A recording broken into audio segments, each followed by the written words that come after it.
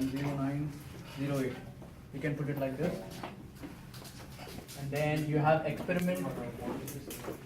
Write your experiment name, that's crystallography, and leave a column for grade. Right? Leave a column for what? For the grades.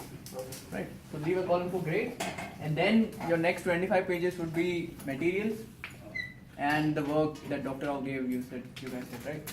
So 25 materials and then the additional work which Dr. Rao gives after that. So this would be from your first page to 25 pages. Don't number this page. The table of contents shouldn't have a page number. Then your 1 to 25 pages, so that's both sides equals 1 page, right? So leave those 25. Then you'll start your experiment 1. Then this is how your experiment 1 should look like.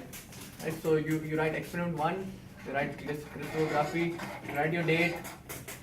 Then Tuesday was for metals.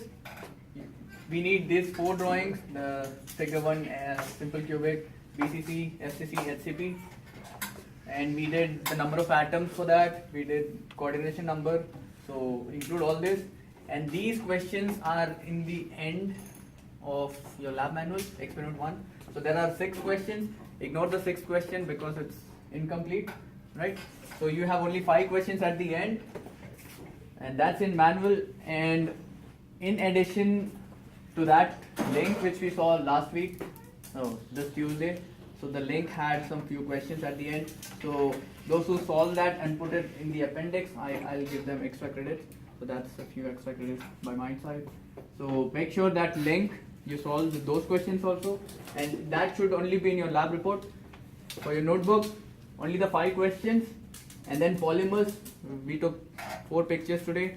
Don't include those pictures in notebook. Just draw them and write figure 1, 2, 3, 4, 5, 6, all that. So this would be for polymers and ceramics, and probably Dr. Rao will be uploading few questions on these. So 5 questions will be for this, and if some other questions come through, then your lab report should have cover page, abstract, those 1 to 5 questions of metals,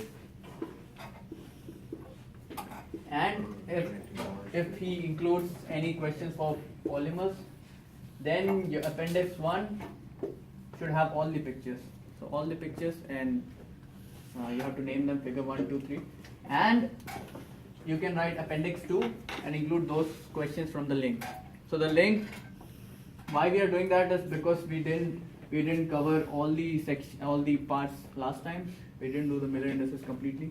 So that's why I'm planning to give you credit for the link, right? So the link which we saw last time, it had some 6-8 questions or something. Still mandatory?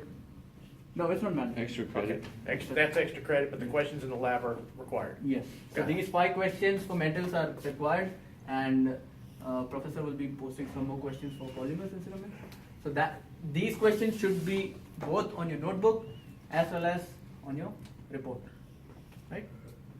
And yeah, that's about it. Does And lab, it's due on Thursday. does the lab report have a table of contents? Yes, it has. No, not for Not this not for one. this one. Okay. From next time. Cool. Yeah.